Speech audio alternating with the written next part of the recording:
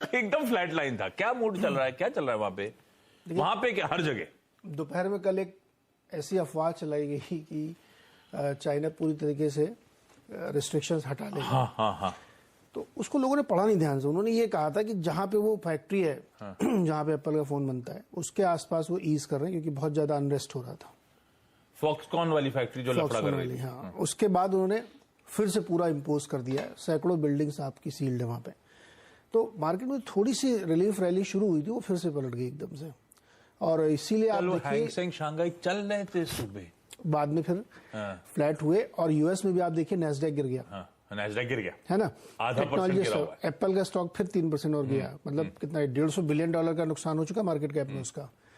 So China की तरफ से अच्छी उम्मीद थी कि एक खबर आएगी, शायद वो करेंगे, लेकिन उन्होंने बिल्कुल पुलिस स्टेट बना के रख दिया उस राज्य को और फिर से वहां पे बहुत सख्ती बरत दी। तो इससे मार्केट को थोड़ी सी निराशा हुई और इसीलिए लगातार आप देखिए कि तीसरा दिन था जब वहां पे S&P वगैरह ये सब नेगेटिव बंद हुए हैं।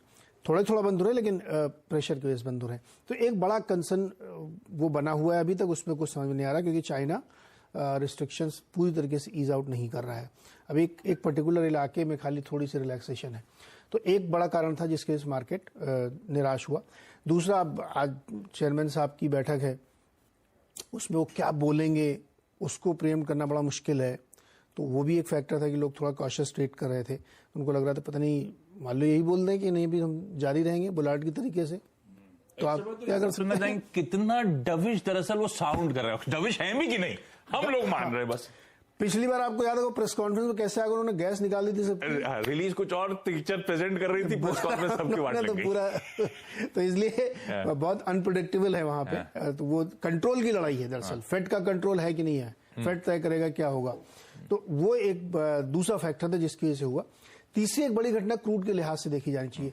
एक और खबर कर दिल भर में चल रही थी, वो बाद में वो फिजल आउट हुई कि क्रूड को लेकर के प्रोडक्शन कट कर देंगे। पहले बढ़ाने की चली, फिर कट करने की चली, फिर इस तरह की हुई। लेकिन क्लैरिफिकेशन ये है कि जब संडे को बैठक होगी ओपेक की, उसमें तय होगा कि क्या होगा। और 5 तारीख से प्राइस कैप लगना है। तो क्रूड के बारे में बहुत ही सर्टेन तौर पे कुछ नहीं कहा जा सकता कि क्या होगा। कल 3.5% ऊपर जाके फिर नीचे आ गया वो, तो अभी पता नहीं है। प्राइस कैप के बाद क्या सिचुएशन बनती सप्लाई की, उसके आधार पर तय होगा। तो ये 3 घटनाएं थी जो मार्केट के इर्द गिर्द घूम रही थी और इसी मार्केट एकदम सप्रेस था। अब भारतीय बाजार इसको कैसे लेते हैं, चाइना को इंपॉर्टेंस मानते हैं या पावेल साहब को इंपॉर्टेंस देते हैं, ये देखना होगा। लेकिन फंड बाइंग देख के ऐसा नहीं लगता कि हमको कोई चिंता। मार्केट खुलने दीजिए, मैं बताऊंगा बाजार किसको ज्यादा इंपॉर्टेंस दे रहा है। मैं तो 3.5 में बता सकता हूँ आपको। तो मैं खुलने के बाद आइडिया दे दूंगा आपको। तो अब देखते हैं। ये खैर स्क्रीन को क्लोजली मॉनिटर करने वाला दिन हो गया। चाइना कभी पॉजिटिव है, कभी ओवरहैंग सीरियस है। तो लेकिन एक बहुत इंपॉर्टेंट बात है, जो लोग ट्रेंड रीड करते हैं ना, उनके लिए खबर ये है। जो चाइना के स्टॉक्स यूएस में लिस्टेड हैं, उसमें पिछले कुछ दिनों में, मतलब 4-5 दिनों में 5-6% की रैली आ चुकी है और 1-1.5 महीने में 30% की रैली है। वो कहते हैं गोल्डन ड्रैगन इंडेक्स करके है वहां पे। क्योंकि देखो ये कितने दिन तक चलेगा, ये बंद लॉकडाउन कुछ दिन खत्म हो जाएगा, 10-15 दिन तक। तो बहुत सारे ब्रोकिंग हाउस चाइना पे ज्यादा बुलिश है एज कम्पेयर टू इंडिया। ये अंडरलाइन करके मैं बता रहा हूं आपको, इंडिया से ज्यादा चाइना में बुलिश है, इसलिए 30% वो इंडेक्स चल चुका है। तो इसको भी ध्यान रखना चाहिए। ठीक बात।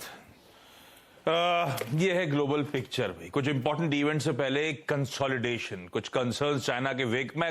विजुअल्स भी देख रहा था चाइना के कई सारे, आजकल बहुत लोग शेयर कर रहे हैं, पता नहीं क्या हो गया है। पहले चाइना से कुछ खबरें दिखती नहीं थी, वीडियोस नहीं दिखते थे, भर के वो मॉल में हर 1-1 मीटर पे पुलिस वाले खड़े हुए, हर 1-1 मीटर इतना पुलिस लगा रखी है उन्होंने मॉल के अंदर।